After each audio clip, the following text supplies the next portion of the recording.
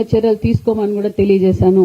ఈ మాఫింగ్ మరి ఈ వైసీపీ పార్టీకే అలవాటు అనుకుంటా ఇలా చీప్ ట్రిక్స్ చేయడం. మేము క్లారిటీగా చెప్తున్నాం. మరి నిన్నటి రోజున రోజా గారు మాట్లాడారు. సవితమ్మ ఫస్ట్ ఎమ్మెల్యే, ఫస్ట్ మంత్రి సవితమ్మ గారు చంద్రబాబు నాయుడు గారి మెప్పు కోసం ఇలా మెడికల్ కాలేజ్ గురించి దుష్ప్రచారం చేస్తూ ఉంది అని అన్నారు. నేను దుష్ప్రచారం చేయడం లేదు.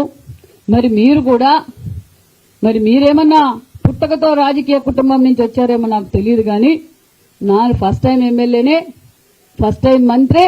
మా చంద్రబాబు నాయుడు గారు మాకు నేర్పింది సభ్యత, సంస్కారం, అభివృద్ధి మీద మమ్మల్ని రెచ్చిపోమన్నారే తప్ప మాటల్లోనూ అసభ్యకరంగా మాట్లాడడంలోనూ మాకు నేర్పలేదు రోజా గారు. మరి నేను మెడికల్ కాలేజీల గురించి అబద్దాలే మాట్లాడింటే మీకెందుకంత భయం? 17 మెడికల్ కాలేజీ గురించి చర్చించడానికి మేము సిద్ధంగా ఉన్నాం. మీరు రాజకీయాల్లో కొత్త నేనన్నచ్చు. మరి మీరు పుట్టకతో రాజకీయాలు వచ్చినప్పుడు నగర్లో మీరేం అభివృద్ధి చేశారో? నేనేం తిరుపతి లెటర్లు అమ్మలేదు. టూరిజం మినిస్టర్ గా మీరేం చేశారో? మరి మీరు చైర్మన్ గా కూడా పనిచేశారు. ఏపీఐసీసీకి చైర్మన్ గా ఏం అభివృద్ధి చేశారో 5 సంవత్సరాలుగా మీరు చర్చించడానికి సిద్ధమైతే, మీరు సిద్ధం కాకపోయినా ఒక్కొక్కరు చిట్టా తీస్తున్నారు. చట్టం తన పని తను చేసుకుంటూ పోతుంది. మరి నేను ఈ 15 నెలల్లో మా డిపార్ట్మెంట్ కి నేనేం చేశా?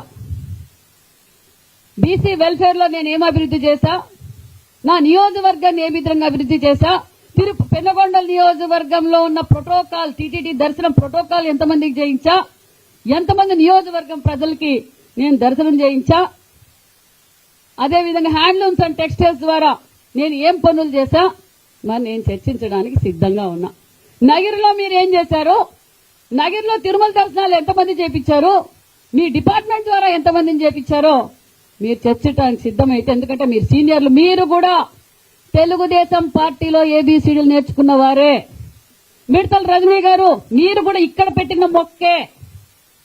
మరి ఇంకా వలస పక్షులు మాట్లాడుతున్నారు. నేను ఎవరితో అయినా చర్చించడానికి సిద్ధమే.